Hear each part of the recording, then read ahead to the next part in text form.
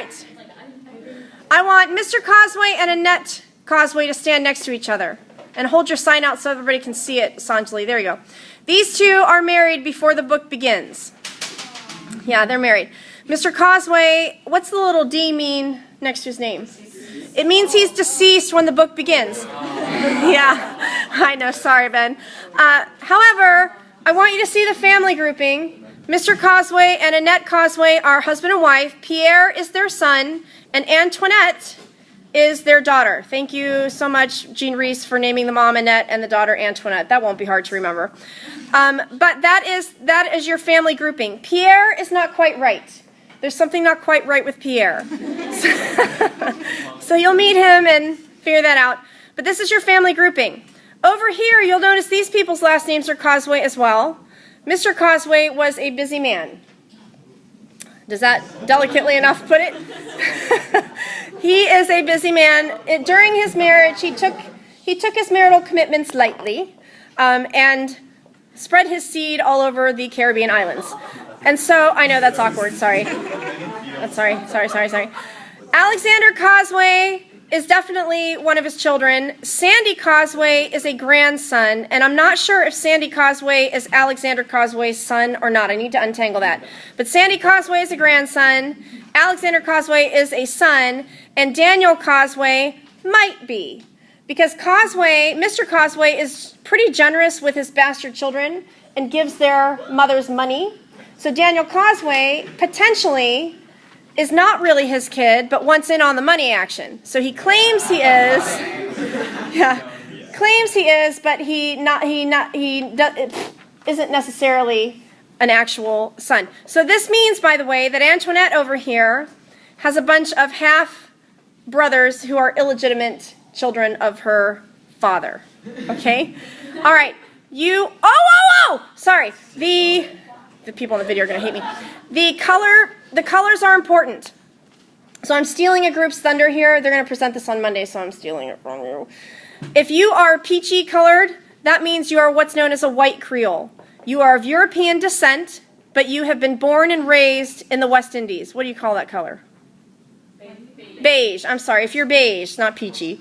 You are a white Creole. You are still marriageable to a, quote, pure white European, who's actually from Europe. But the people in Europe are going to look down their noses at you because you're not really pure European. You are white Creoles living in the West Indies.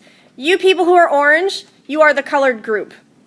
You are Creole people because as soon as, and this is dumb, we all know this is dumb, we all know this is from former times, but as soon as you have any sort of black blood in your system, you are, quote, tainted. We all know that, right? So Mr. Causeway here, when he had his little escapades, was doing so with Creole women. And so these are their offspring, and they're considered colored. They're the lowest rung on the society of people, okay? You orange people can sit down. Mr. Causeway, you're deceased now. You can sit down. I need Mr. Luttrell. Oh, I forgot. Calibri, go stand up next to the Causeways. And Nelson's Rest, go stand up next to Mr. Luttrell. Yep, Mr. Luttrell. Okay. All right. Actually, Nelson's Rest, stand next to Calibri. There you go. Mr. Luttrell, scoot over. There you go. All right, so these the Calibri and Nelson's Rest are the names of two estates. The Calibri estate, what's it called? Estate, excuse me. This is on video, I can't wait. Belongs to the Causeways. So the Calibri estate belongs to the Causeways. Nelson's Rest belongs to Mr. Luttrell. At the opening of the book, Leah you see both Nelson's Rest and both Nelson's Rest and Calibri are beautiful, as are their holders of the signs, right? They are beautiful. Imagine both of them, though, in ragged clothes with messed up hair, because that is what has happened to the estates. They have gone to disrepair. And the reason this is so is that ever since Mr. Causeway died, there's been the trouble that comes, right? When trouble comes, close ranks. The trouble that came is the Emancipation Act, which, tell me what that did, somebody in that group. What did the Emancipation Act do? It set all British slaves free. Set all British slaves free. And that means that the economy of the white Creoles has now been tanked. So there are some rules going on here. What's the Compensation Act? Does somebody remember that? Did you run into that in your studies? The government reimbursed the slave owners for the slaves that they lost. Okay, the government raised money to reimburse slave owners for the slaves that they had lost, the quote property, right?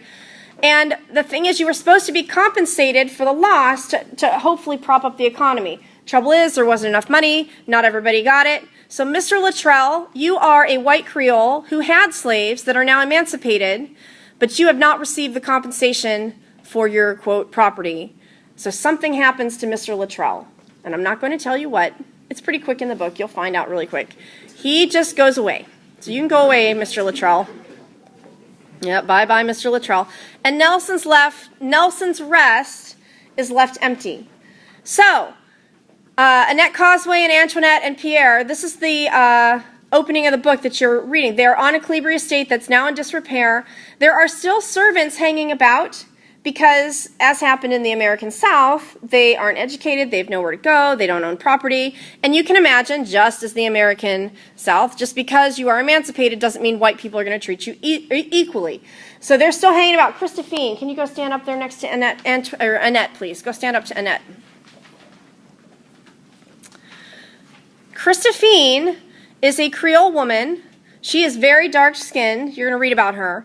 Very dark-skinned Creole woman who, if I'm remembering correctly, and I've read the book twice over the summer, and I'm rereading it with you, and I haven't gotten that far, but if I remember correctly, she was a wedding present to Annette Causeway.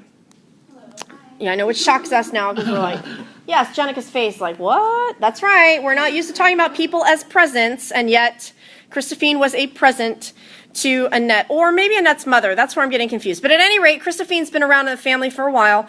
She's still hanging about. Christophine is going to be a strong character. You need to watch her. She'll tell Antoinette later in the story, women got to have spunks to live in this hard world. And Christophine has them. Christophine has spunks, okay? So this is what you're looking at. All right, so Mr. Mason, where are you? Go on up there, Mr. Mason.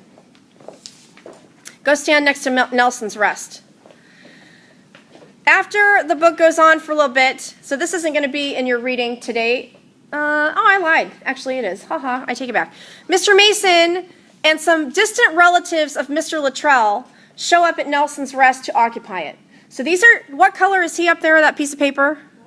He's the pure white European. Oh, the hoity-toity. I'm over from Britain, and I'm going to reestablish this estate, and I'm going to do business here, blah, blah, blah. And he's coming with people. Like, the people he's come with are actually the relatives of Mr. Luttrell. Mr. Mason is someone who's come with them to do business. He meets Annette.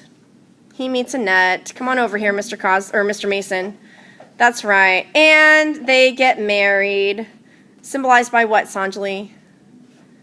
Good job. Now she becomes Annette Mason. So these two get married, and now they're living at Calibri Estate. And Antoinette is Mr. Mason is Antoinette's stepdad. You may be thinking, wait a minute. In Jane Eyre, Mr. Mason was Bertha's brother. So what is the problem here? Mr. Mason is now Bertha's stepdad. So something has changed. What I don't have up there, which is a sin on my part for you, it's not a sin really, but whatever. Richard Mason is Mr. Mason's son. So in this book, Bertha has a stepbrother instead of a full brother. Does that make sense to you? I don't have a piece of paper. I should have. I don't know what I was thinking. Mr. Mason has a son named Richard from a previous relationship. Presumably his wife is dead. I know you're all freaking out over there. Are you okay? You going to make it? You going to be all right?